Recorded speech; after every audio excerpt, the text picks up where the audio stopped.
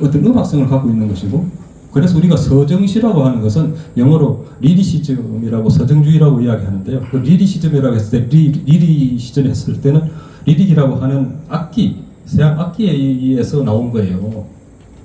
그게 맞추어서 노래를 했던 거에서 시가 출발하는 거죠. 뒤에 이제 지금은 우리가 갖고 있는 시들에서 음악성은 제거되어 버리고 이제 문자만 남아 갖고 있는 거죠. 그런데 최근에 자꾸 이제 미디어가 자꾸 쉽게 말하면 표현하는 방식이 자꾸 달라진다는 소리입니다. 달라지다 보니까 지금 이제 영상 매체가 등장하게 됐고, 그러다 보니까 이미지를 더 빨리, 더 정확하게, 더 손쉽게 우리가 시에다가 적용하게 되는 거죠. 그래서 디카시를 쓰고 있는 건데, 디카시가 표현할 수 있는 게, 전체 시가 표현할 수 있는 게 100이라고 했을 때 디카시가 표현할 수 있는 거는 제 생각입니다. 이상업 교수님이 들으면 부르륵 뛸지 모르지만 제가 생각했을 때 전체 시가 100이라고 하면 디카시가 표현할 수 있는 건 10도 안 된다고 생각해요. 조금 전에 두 분이 시를 낭송을 하셨는데요. 그 시가 갖고 있는 감동을 디카시로 어떻게 표현하겠습니까? 안 그래요?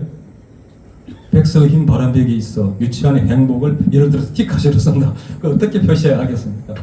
디카시는 쉽게 우리가 접속할 수 있는 것만큼 감동이 클 수가 없다는 소리예요. 디카시가 갖고 있는 강점이 곧 단점이라는 소리입니다. 그걸 넘어서기 위해서는요, 디카시에서 한 걸음을 더 나가야 된다는 거죠. 그러면 일단 우리는 이제 디카시부터 먼저 낚아채야죠. 그럼 디카시에서는 그림을 볼 때 어떻게 그림을 볼 것인가?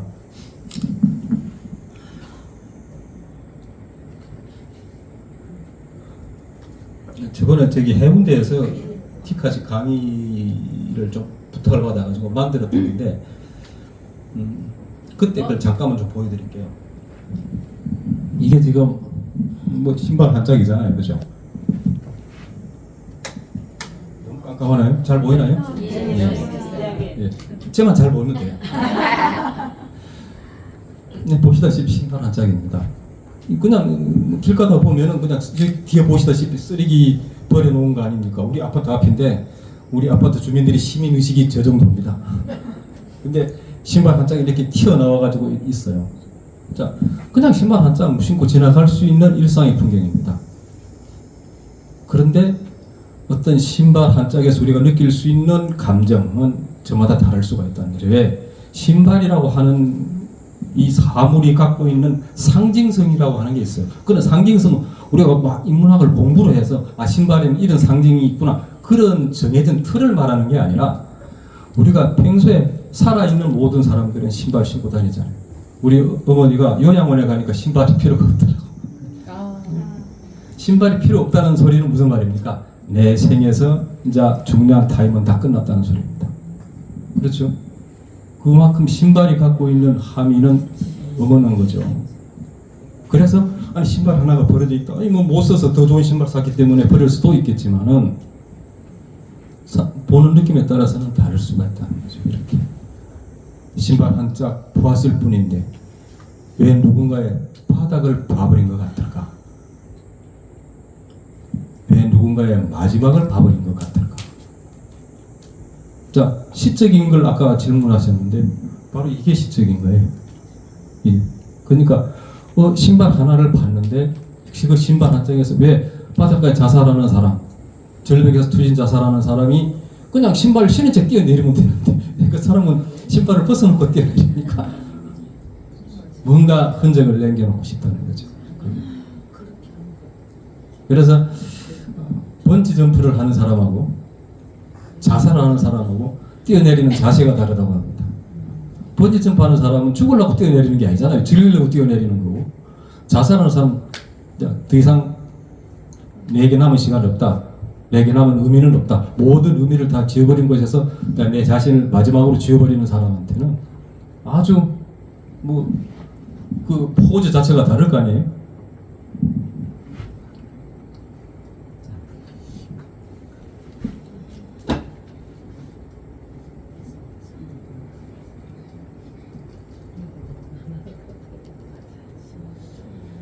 자, 이것도 뭐 저번에 이야기 드렸는데요. 그냥 강이 아직 저수지가 뭐 반쯤 멀고 반쯤 높고 이러고 있는데 뭐 보기에 따라서는 그냥 뭐 얼음이 녹고 있나 보다 아니면 얼음이 얼고 있나 보다 어느 철인지는 몰라도 근데 보는 사람에 따라서는 뭐 이걸 또 다르게 해석할 수도 있겠고 분단 대한민국에 사는 사람은 분단하면은 뭐 다른 생각 별로 안 하잖아요. 남북이 갈라져 있는 현재의 정치적 상황을 연결할 테고 어느 중인지 녹는 중인지 한치도 물러서지 않는 저 고집불통들. 요즘은 이런 시를 잘 안 씁니다. 80년대, 70년대만 해도 이런 시를 써야 시라고 대접받은 시절이 있었어요. 노동을 이야기해야 되고 분단 상황을 이야기해야 되고 민족을 이야기해야지 찌질하게 연애나 이야기하는 시를 쓰고 있으면은 그 사람은 시인으로 제대로 대접 못 받던 시절이 있었습니다. 모든 사적 자를 공적 자로 승화시켰을 때 대접받던 시절이 있었죠. 그때 서정윤이라고 하는 시인이 홀로서기라는 시를 발표해가지고 대박이 났던 적이 있었죠. 말 그대로 파이덩어리입니다. 근데 누구나 파이덩어리는 하나씩 안고 살죠. 파이덩어리는 그냥 돌이 아니잖아요. 왜? 내가 어떻게 할 수 없는 장애들이죠. 괴로움이고 고통이고 고민이고 그것이 결국은 파이덩어리잖아요. 돌덩이 하나가 내 가슴을 누르고 있다고 했을 때 그 돌덩이 아닙니까? 누구나 알 수 있는 것들이고 그것이 어떤 이제 보편성을 얻으려고 하면은 이제 다른 방식으로 상상을 하고 드러내는 거죠. 이게 어떻게 내가 보느냐, 다른 사람은 어떤 다른 관점에서 보느냐 하는 건데요. 이 들어가자. 예.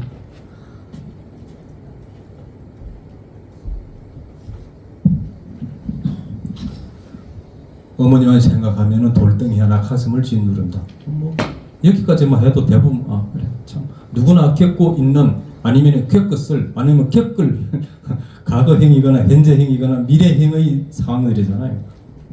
그런 돌덩이입니다. 근데 굉장히 이제 뭐라고 해야 되죠? 뭐 모순이라고 해야 됩니까? 걱정 마라 내 새끼인데 걱정 마라는 그 존재 자체가 내한테 걱정거리란 말이에요. 보통 우리가 말하는 걱정 인형은 집에 하도 고민이 많아서 내 대신 걱정해주라고 갖다 놓는 게 걱정 인형인데 저기 있는 저 걱정 인형은 내한테 걱정을 안겨주는 걱정 덩어리 걱정 인형입니다.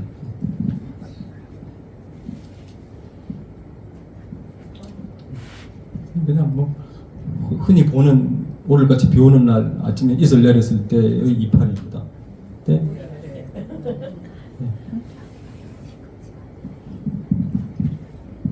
봄의 팔레트, 그림 그리는 팔레트, 물감 칠해놓은 거. 그 팔레트를 들고 있어야 무슨 색칠을 할 거 아닙니까?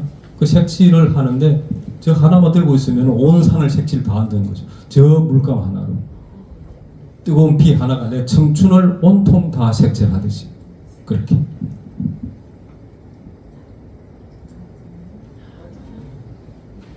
그냥 뭐 지천으로 널려 있는 게 이게 지금 느티나무 이파리인데요.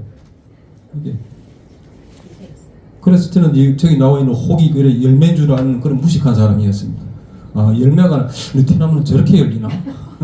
근데 보니까 그 느티나무 이파리마다 싹 다 붙었어요.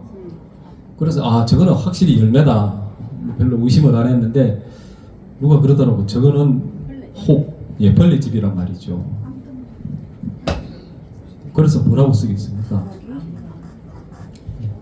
원래 정확한 이름은 외줄진딧물 혹, 외줄진딧물 혹이라고 하는데 지금 아마 느티나무에 약을 안 치면은 저렇게 많이 달라붙는다고 합니다. 저게 열매인 줄 알았다. 열매입니까? 느티나무의 희망인 줄 알았다. 열매가 아니라 혹이란다. 희망이 아니라 병이란다. 병도 때로는 희망처럼 보이는가. 뭐 병이 희망처럼 보이는 그런 상황을 살면 안 될 텐데 뭐 살다 보면은 그렇잖아요. 뭐 이거는 많이 보는 거죠. 크로바 밭인데요.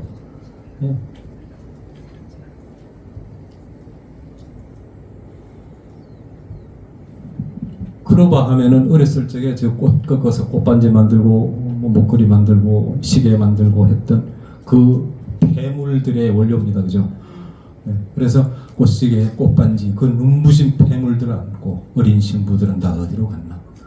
그 웃음소리들 데리고 다 어디로 갔나? 다. 우리가 시를 가져오는 대부분 90%는 기억을 좀 더 편집해 놓은 추억 이런 데서 가져옵니다. 우리의 기억들은 뭐 그런 노래도 있잖아요. 편집되는 거죠. 똑같은 상황이 저마다 다르게 기억되듯이.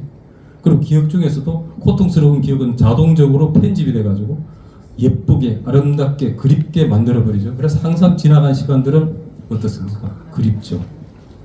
다가올 시간은 두렵죠.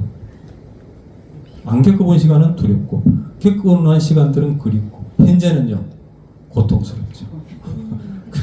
시제가 가지고 있는 우리의 어떤 정서입니다. 피해가기가 힘들어요. 현재는 항상 힘들죠. 힘들기 때문에 시를 쓰려고 하는 사람들은 현재 쓰고 있는 것이고 현재를 쓰는데 과거를 소환해가지고 쓰고 있는 거죠. 미래를 땡겨서 쓰는 시는 별로 없죠.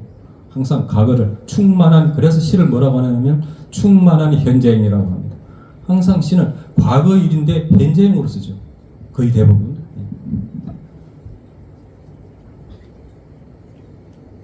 뭐 섬진강 우리 집 앞에 있는 풍경인데 저 맞은편에 불빛 있는 곳이 다합이고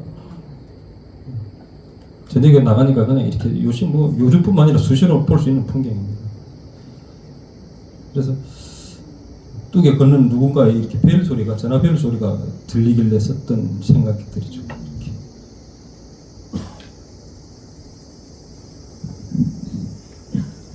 맨날 손에 전화기 들고 살면서 애미한테 전화 좀 하지. 전화나 좀 하지. 그때 그 말이 갑자기 왜 이렇게 사무치는가. 피카시를 쓰는 사람들은 항상 저 장면에 집착을 해요. 근데 장면을 넘어서야 되거든요. 근데 이런 어떤 시들을 쓸 때 너무 이미지에 집착을 해버리면 이미지를 넘어설 수가 없어요. 그런데 소리를 가지고 시를 쓰고 싶은데 이미지에는 소리를 담을 수가 없잖아요. 그게 그랬을 경우에 저기 보면 어떤 불빛들이 뭐 전화벨 소리처럼 느껴지기도 하고 맨날 손에 전화기 들고 다니면서 전화나 좀 하지 이놈아 뭐 여러분들은 안 듣습니까? 저는 많이 들었습니다. 요새는 뭐 전화하려고 해도 할 수가 없습니다.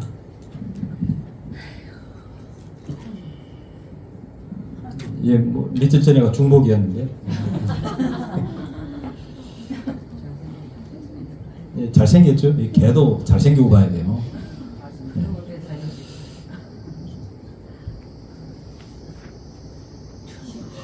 6월의 신이라고 아니 그 집 주인이 6월이라고 부르더라고. 그래서 난 얘가 6월에 태어났나 보다 했는데 뭐 6월에 태어난 게 아니고 6월에 태어났다고 6월이가 아니고 6월에 데려왔다고 6월이라고 합니다. 그런데 데려가는 자가 신이듯이 데려오는 자도 신이다. 여기서 데려가는 거는 우리가 죽음을 맞이했을 때 내 영혼을 데려가는 그 신을 말하는 것이고 데려오는 거는 개 주인을 말하는 거죠. 데려가는 자가 신이면 데려오는 자도 신 아니겠어요? 어차피 6월의 신이죠.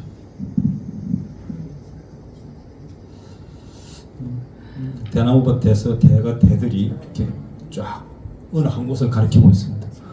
뭘 가리키는지는 모르겠습니다. 예. 그래서 저게 뭔가 있다는 거죠. 뭔가를 가리키고 있어요. 뭔가가 있기 때문에 전부 다 저리 가잖아요. 옆으로 다른 데로 가는 놈은 하나도 없잖아요. 지상의 모든 것들은 하나같이 저기를 가리킨다. 오로지 저기만 가리킨다. 저기에 뭔가 있다. 틀림없이 안 가르쳐주는 거죠. 뭔가 있다고까지만. 뭔가 있는지는 저기는 결국은 하늘이라고 볼 수도 있고 신이라고 볼 수도 있고 미래라고 볼 수도 있고 죽음의 끝이라고도 볼 수 있고 뭔가가 있는 것이죠. 시가 가리키는 지점은 뭔가를 가리키는 겁니다. 우리가 이야기하는 모든 것들은 뭔가를 가리키고 있는 것이고 그게 분명할 수도 있고 그립할 수도 있고 이건 개구리죠. 예, 무당 개구리. 뭐 지금 거의 잘 안 보이잖아요, 그죠? 숨은 그림 찾기 하듯이. 그래서 보호색입니다. 너를 만나기 위해 나를 지우고 숨죽인 채 기다린다. 네가 나를 못 알아볼 때까지. 뭐 보호색을 띠고 있는 이유는 나를 지키기 위해서 보호색을 띠기도 하고, 적을 유인하기 위해서 보호색을 띠기도 하고, 여러 가지 이유가 있겠죠. 근데 나를 죽이려고 하는 적을 기다릴 일은 없고 여기서 기다리는 것은 먹이를 기다리고 있겠죠. 여기서 너를 만나기 위해서, 이 먹잇감을 만나기 위해서 나를 숨기고 숨죽인 채 기다리고 있는 거죠. 언제까지? 네가 나를 못 알아볼 때까지. 왜? 알아보면서 오는 미친놈이 어디 있습니까? 결국은 보호색이라고 하는 거죠. 나를 보호하는 건지 적을 보호하는 건지 모르지만 보호색입니다. 가끔은 보호가 어떻게 하는지 잘 모르죠. 자, 이게 선진강의 윤술입니다.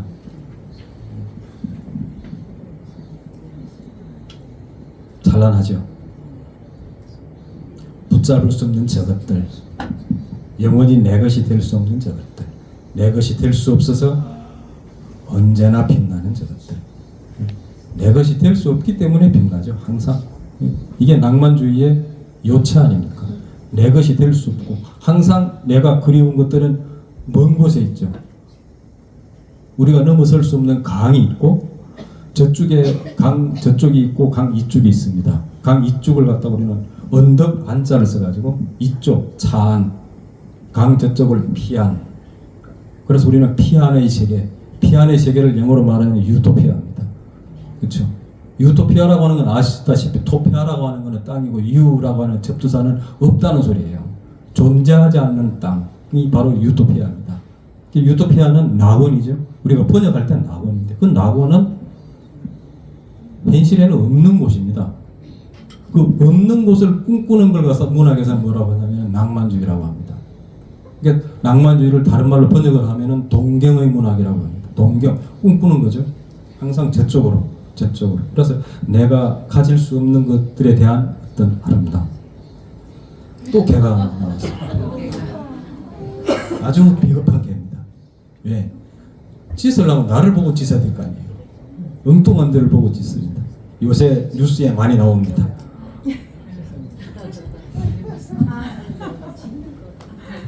개소리라는 소리입니다. 개소리. 필리버스터. 밑에 내용은 어디서 많이 보던 소리죠. 아니 저것도 무슨 시냐고. 시가 아니라는 증거가 없으니까. 무슨 말이냐면요, 시가 항상 읍속하고 진지하고 그래야 시가 되는 것은 아니다. 재미나게 쓸 수 있으면 더 재미나게 쓸수록 좋습니다.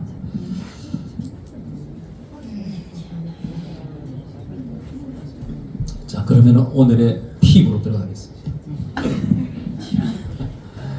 무슨 소리냐면요, 제가 오랫동안 시를 오래 쓴 건 아니지만 그래도 한 30-40년 좋게 쓴 것 같네요. 썼는데 시를 쓰는 여러 가지 방식이 있죠. 방식이 있는데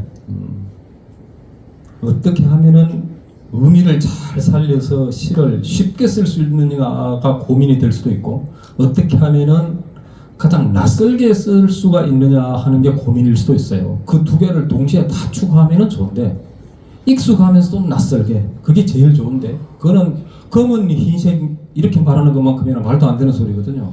근데 쉬우면서 낯설게, 그 참 힘들어요. 그래서 우리가 어떤 시적인 요소들을 잘 알고, 교과서에 나오는 것처럼 잘 알고 있는 것을 쓰는 것들은 진부하다. 그래서 시는 우리 내면의 정서를 겉으로 드러내는 것이라고 하는 한쪽에 주장이 있다고 하면, 바른 쪽은 시라고 하는 것은 정신이다. 어떤 정신이냐? 새로운 것을 추구하는 정신이 시정신이다. 그렇게 보는 측면도 있거든요. 그런 사람들이 주장하는 걸 우리는 해체시라고 합니다. 뭘 해체하는데요? 기존에 갖고 있던 틀을 해체하는 거죠. 그래서 제가 처음에 초기에 썼던 시들은 해체시를 오랫동안 썼었어요. 그 해체시는 참 되게 어렵습니다. 왜? 은유를 사용하지 않기 때문에 그래요. 은유라고 하는 거는 A는 B다 정해주는 거거든요. 근데 해체시는요, 해체시는 은유를 쓰지 않아요. 환유를 씁니다. 환유는 뭔데요? 인접성과 유사성을 가지고 쓰는 거예요. 쉽게 말하면 말장난하고 있는 거라고 생각하면 이해가 빨리 갈 수가 있어요. 그러니까 그는 리듬을 갖고 가는 거지 의미를 쫓아가는 게 아니에요. 뭐 왜 그렇게 그런 시를 쓰는데 그런 시를 왜 쓰냐고 물으면은 그거 곤란해요. 왜? 아니 트로트를 부르면 좋은데 왜 락을 부르나 뭐 랩은 왜 하나 그 소리하고 같기 때문에 그렇죠. 사람들이 느끼는 감성들이 다 다르기 때문에 이런 시를 좋아하는 사람이 있는가 하면 이런 시를 좋아하는 사람도 있다는 소리죠. 그런데 제 시집이 최근 나왔을 동안에 가장 재미없다고 이성배 시인이 욕을 막 했어서 가장 최근에 시집이 작년에 나왔어요. 이 시집은 사람들이 굉장히 아닌 것 같다. 조금 좋아했습니다. 왜 좋아했냐면 이 시집 바로 내기 전에 이 시집을 냈거든요. 이게 디카 시집입니다. 디카 시를 쓰면서 제 시를 바꾸게 됐어요. 왜 그러냐면은 여러분들이 쓰고 있는 디카 시는 바로 시가 될 수 있다는 소리예요. 자, 지금부터 여러분들이 디카 시를 시로 바꾸는 훈련을 갖다가 한번 보겠습니다.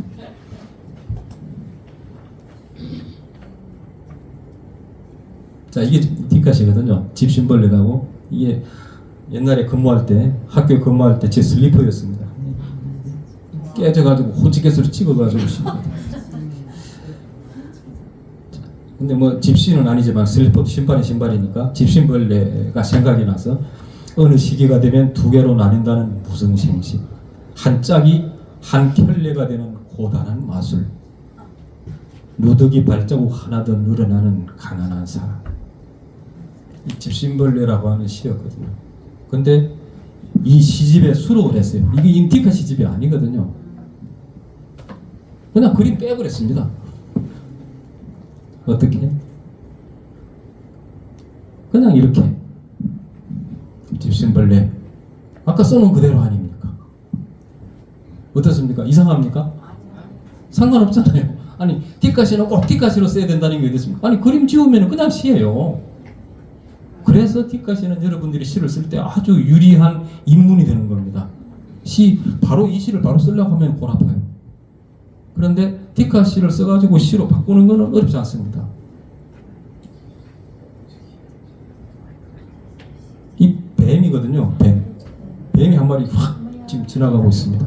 얼마나 길어요. 그래서 기다란 비명입니다. 비명은 내가 찔렀죠. 지가 찌른 게 아니라. 내가 깜짝 놀라 짧게 비명을 지르자 그는 얼마나 놀랐는지 기다란 비명을 울고 다음 비명까지 가버렸다. 다음에 또 누군가 비명을 만나게 되겠죠.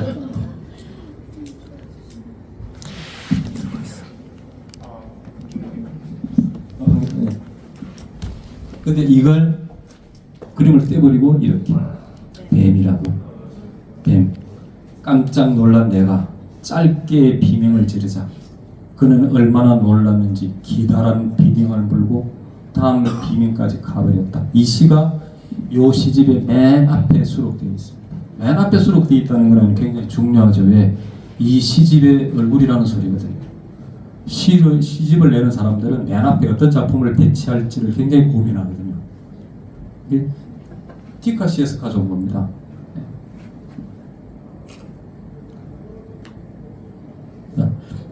가을날입니다. 가을날 슬레이트 지붕에 지금 벌이 한 마리가 가을 때면 벌이 힘을 못 쓰잖아요. 옆에 가도 카메라를 들여대도 지금 뭐 쳐다보지도 않고 저리 고를 넘어가고 있습니다. 그래서 속수무책인데요. 이게 디카시입니다. 이 시들은 발표를 안 한 디카시예요. 시집에 수록도 안 돼 있는 것들이고 지친 벌 한 마리가 지붕을 건너다가 기진에서 잠시 멈춰 있다. 다가가도 속수무책. 즉 벌이 속수무책이라는 거죠. 그는 쏠 수가 없는데도 나는 손 내밀 수가 없다. 그렇게 아버지를 보낸 적이 있다. 이것도 하나의 팁이 되겠죠. 저 마지막 줄이 없다면은 시가 어떤 완성도가 이 자체도 뭐 그 완성도가 뭐 좋은지는 모르겠습니다만은 저 마지막 줄이 없다면은 지금 마지막 줄이 비약하는 부분이거든요. 시가 비약을 해야 돼요. 계단 올라가듯이 차근차근 올라가면 지루해서 재미가 없어요. 중간에서 뛰어넘어야 돼. 근데 우리가 알고 있는 아버지들은 항상 날이 서갖고 있습니다. 한마디 잘못하면은 벌처럼 쏘기 쉽죠. 그러니까 아버지가 늙어서 아무런 힘이 없어도 아버지한테 손 내밀기 힘듭니다. 그 아버지의 어떤 모습들. 그래서 이것을 시로 바꿨죠. 지레 겁을 집어먹다 할 때 그 지레 부사입니다. 지친 벌 한 마리가 슬레이트 지붕을 건너다가 기진에서 멈춰있다. 그림이 없기 때문에 조금은 설명을 해줘야 될 거 아니에요. 다가가도 자포자기. 그는 쏠 수가 없는데도 나는 손을 내밀 수가 없었다. 그렇게 내 아버지를 보낸 적이 있다. 앞에 디카시하고 뒤에 일반시하고 뭐 어떤 게 좋은가를 묻는다면 글쎄요, 다 훌륭하지만 뒤에 시도 괜찮잖아요. 예. 이렇게 디카시에서 일반시로 넘어올 수가 있어요. 사력, 죽을 힘이잖아요. 지금 이 디카시가 참 좋은 게 디카시를 쓰려고 하면은 지나가는 사물을 예사로 볼 수가 없어요. 우리가 대학 다녀갈 때 특히 남자들은 그 당구치기 한번 미쳐놓으면은 밥그릇도 당구 공으로 보인다. 디카시를 쓰기 시작하면은 모든 하다못해 지나가는 깨미 한 마리도 예사로 보질 않습니다. 보십시오. 지금 이게 죽어 있는 깨미를 산 깨미가 끌고 가고 있어요. 지금 먹으려고 끌고 가는 것도 아닐 테고, 뭐 묻어주려고 끌고 가는 것도 아닐 텐데 열심히 끌고 가고 있어요. 내가 다가가서 뒤에 디카시가 그렇게 뭐 울트라폰이 아니라서 가까이 가져갔는데도 그냥 내버리고 달아나야 되는데 끌고 가고 있는 거예요. 저기 죽을 힘을 내서 끌고 가고 있습니다. 개미 한 마리가 죽은 개미를 끌고 간다. 쫓기면서도 놓지 않는다. 필사적이다. 버리고는 갈 수가 없다는 듯. 버리고 가면 살 수가 없다는 듯. 자, 비약합니다. 죽은 개미가 산 개미를 끌고 간다. 그래서 이게 이런 시가 나온 겁니다. 그냥 그림만, 이미지만 빠진 겁니다. 개미 한 마리가 죽은 개미를 끌고 간다. 쫓기면서도 놓지 않는다. 필사적이다. 버리고는 갈 수가 없다는 듯. 버리고 가면 살 수가 없다는 듯. 죽은 개미가 산 개미를 끌고 간다. 아니 짧으면서도 뭐 그렇게 뭐 허접하지는 않다고 생각해요. 예. 이 이파꽃이거든요. 이파꽃 떨어진 거 보면 이렇게 생겼어요. 이렇게 독샤발자국처럼 생겼잖아요. 근데 사진 찍을 때 잘 찍어야 돼요. 디카시는 그냥 보이는 대로 찍으면 안 되고 내가 말하고자 하는 포인트가 분명하게 나와 있어야 돼요. 이게 이파꽃이 저 멀리서 샤발자국처럼 보이지도 않는데 약간 샤발자국이라고 써놓으면은 그거 곤란하잖아요. 그러니까 샤발자국처럼 보이게끔 찍어놓고 샤발자국으로 이야기를 해야죠.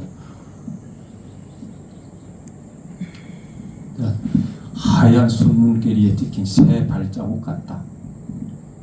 새벽길 떠나는 어미새의 시린 발가락 같다. 굶어 죽은 새의 영혼 같다. 하필이면 왜 굶어 죽은 새의 영혼이겠습니까? 이팝꽃이잖아요. 이팝이라고 하는 것은 쌀밥 아닙니까?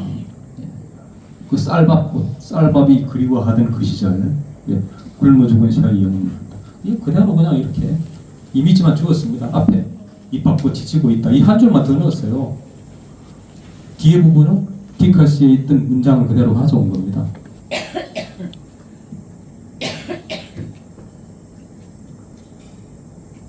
자, 우아한 꼴입니다. 얼마나 우아합니까? 공원에 쥐가 한 마리 죽어 있는데 제가 여러분들이 그 너무 해모감을 자극할 것 같아서 앞에 구더기가 끓고 있는 부분은 생략하고 뒤에 우아한 부분만 찍었습니다.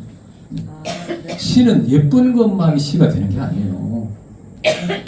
어찌 보면 우리가 외면하는 것들, 눈 가리고 외면하는 것들 안에 삶의 진실이 더 들어있을 수가 있어요. 그래서 예쁜 티카시 써라고 하면 어떻게 그렇게 한결같이 꽃만 찍어야 되는지 모르겠는데요. 더 숭직한 것들 안에 가려진 이면들이 많아요. 아까 시적인 그 요소들을 찾는다고 하면은 거기에 더 가려진 것들에 더 깊은 것들이 있을 수가 있죠. 그래서 이 우아한 꼴이라고 하는 게 이렇게 산책길에서 죽은 생쥐를 만났다. 더 이상 도망칠 이유가 없어진 그는 태어나서 처음으로 가장 평온하게 누워있다. 삶도 죽음도 쫓아오지 않는 자의 평화. 쫓기지 않을 때 꼬리는 가장 우아하다. 시집을 내가지고 막 이렇게 몇 분들한테 보냈더니 한 서너 분한테서 이 시간 너무 좋다고 이렇게 폰에 문자가 왔었어요. 어찌 보면은 이미 뭐 죽어 있는 상태니까 삶에 쫓길 이유도 없고 이미 죽어버렸으니 죽음에 쫓길 이유도 없고 어찌 보면은 저 세양지는 태어나고 나서 가장 평온하게 가장 우아하게 누워있는 상태가 아닐까. 동물들의 모든 감정 표현은 꼬리에 있잖아요. 예. 개는 감정을 꼬리 때문에 감출 수 없는 거 아닙니까? 그래서 결국은 여기서 우아한 꼬리라고 하는 이런 시를 썼죠. 산책길에서 죽은 생쥐를 만났다. 뒤에 그대로 옵니다. 내는 디카시의 문장을 그대로 갖다가 핵만 잘라놨죠.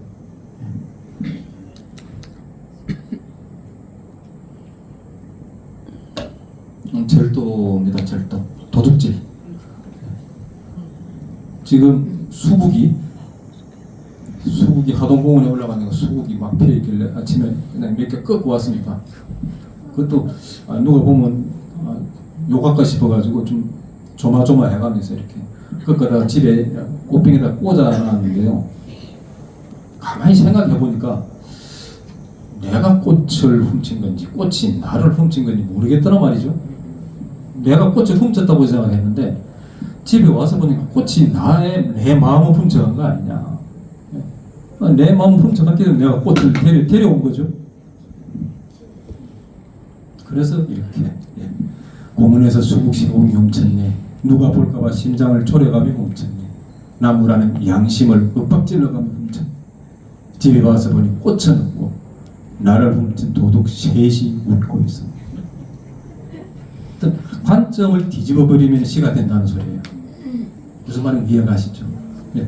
우리가 일반적으로 보는 평면적인 관점을 뒤집어 놓으면은 그래서 능동에서 수동으로, 수동에서 능동으로 이렇게 바꿔버리면은 시가 탄생하게 되는 겁니다. 그래서 그냥 이렇게 이렇게 써놓은 겁니다.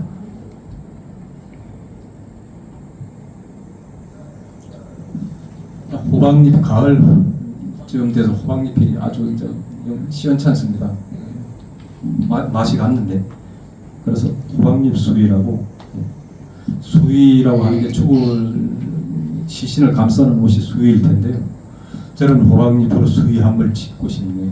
쉼 보리밥 같은 이번 생. 호박잎으로 쌈 싸듯이 둘둘 말아줄 끄끌끄끌한 수위 한벌 짓고 싶네. 호박꽃 한 송이 노잣돈으로 꽂고 싶네. 근데 이걸 이제 시로 쓸 때는 조금 버전을 바꾸죠. 이렇게. 저 끄끌끄끌한 호박잎으로 내 수위 한벌 지었으면 좋겠네. 한절은 보리밥 같은 이번 생 쌈 싸듯이 둘둘 말아줄 넉넉한 수위 한벌 지었으면 좋겠네. 수위에는 왜 호주머니가 없을까? 애호박도 늙은 호박도 다 가려주는 호박잎의 저 텅 빈 오지랖. 해벌쭉 허수아비가 입고 있는 유박 비루푸대 같은 저런 수위 한벌 지었으면 좋겠네. 이거는 그래서 조금 더 손을 본 거죠. 네.